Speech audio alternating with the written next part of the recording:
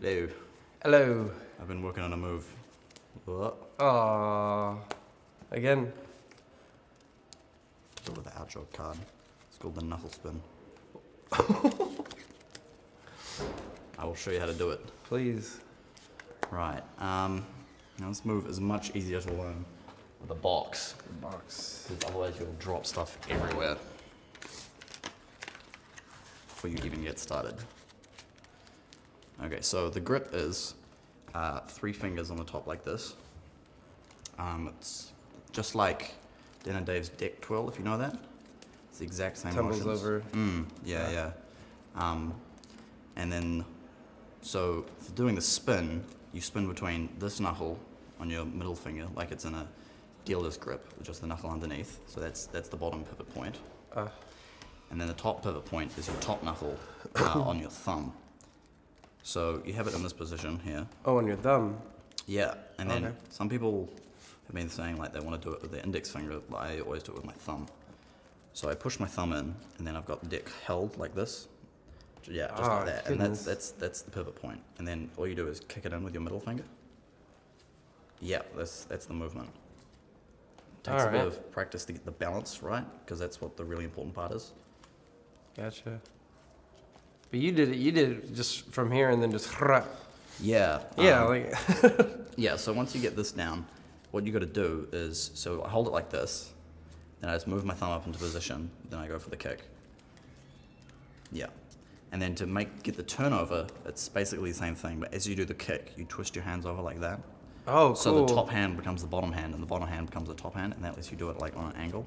And how many times can you get yours goes around 2 or 3 whole rotations? It's like basically random how many you can get. Like sometimes you just hit a lucky spin. It's actually mostly about the balance, because you got to get the center line between there. Right, You like have to have straight here and Yeah, it has to be on centered. either It has to side. be balanced, and it has to be like not wobbly, and because that will slow down your Right, spin. right. Okay, so when you're doing it, to get a really good spin, what you got to make sure is that your knuckle is touching it on like the slightest amount of spot that it can. actually like on that. Yeah, like you don't want it on the flat. You want it on like the pointiest point of it. Gotcha. Yeah, and then same with your index finger. You don't want it flat on. I see I have it on a bit of an angle, Yeah. so it's like just the barest amount of skin, and that gets you a good amount of spin.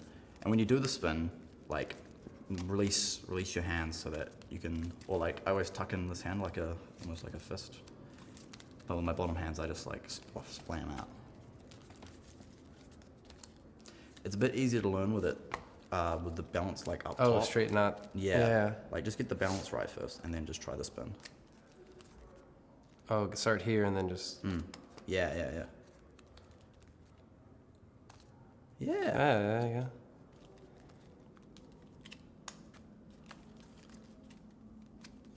Yeah. Then once you got that balance down, you can start thinking about trying to make it do the roll.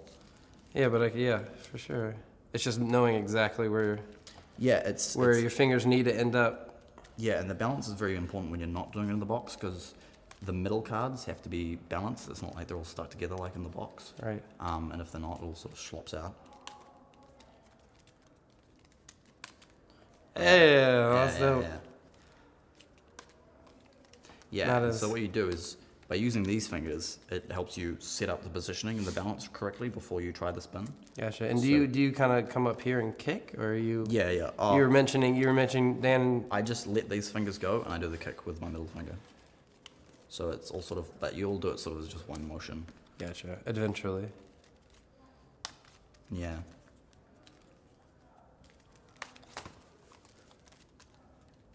That's so good.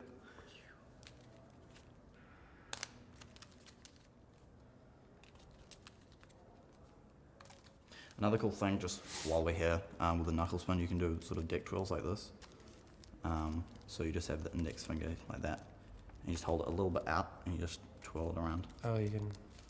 which is pretty cool. Oh, neat. Just unrelated facts. That feels so satisfying when you do.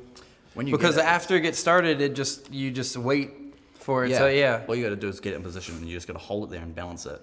In fact, getting the balance is the trickiest thing, Yeah. because it's very tempting to sort of make this wobble in between your knuckles, Right. which just like kills the spin. Gotcha.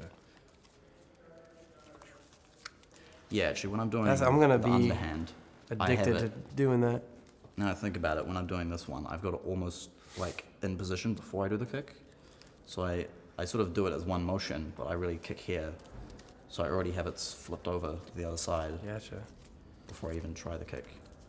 As opposed to sort of doing it here and then like trying to spin it over and spin it back. It's Gotcha. more I just do this rotation moment, then do the kick. Gotcha. And then without the box is a whole nother It's a whole tricky nother business. thing, I guess. Um, I don't even know if I want to try it. yeah. You need very, very like cluggy cards, like that cluggy. Oh, okay. To do it consistently, at least. You can kind of get it with a relatively worn deck, but what happens is the top cards start to spin, because you've got to make sure there's less friction between your knuckles than there are between the cards. So Gotcha. that's where the tip of The trying pressure would change then. You're going to have to. yeah, pressure and also getting the tiniest amount of skin possible is what really Gotcha. makes it. Gotcha. It can feel a bit different when you're doing it with cards instead of a box, because the box adds a little bit of thickness to it, and so your balance will be out if you Oh, try right. it. Yeah. So you sort of do have to relearn the balance. Yeah, can't really rely on learning it with the box. Yeah, no, you can't. So the box is just really to get the finger motions down and sort of get an initial kick, but as soon as you can start trying with just like the cluggiest deck of cards you own, then you can really get started. in it. Right. That's great, dude. And can you turn this way even without the box? Yeah. Yeah. It's kind of hard to get consistent because it is basically random in which position you catch the deck afterwards. Like, often I'll end up catching it like this, which isn't really as cool as catching it like this.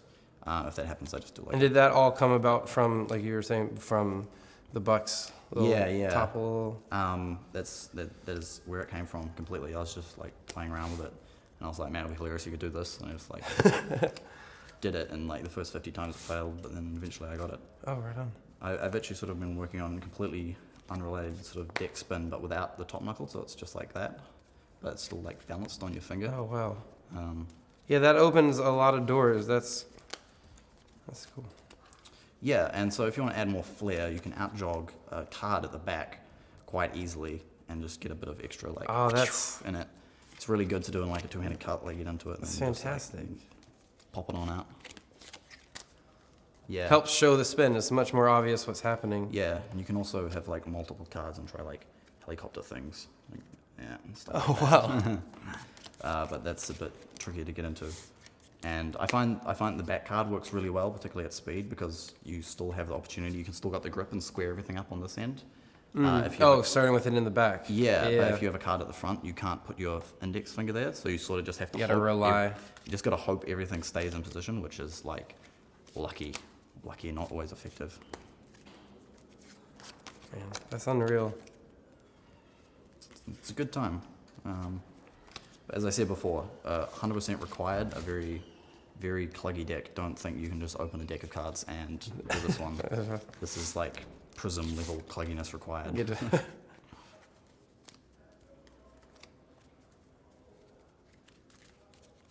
Oh. I just want to get it all the way around once. Yeah. That's great, man. You're just getting the wobble in the support.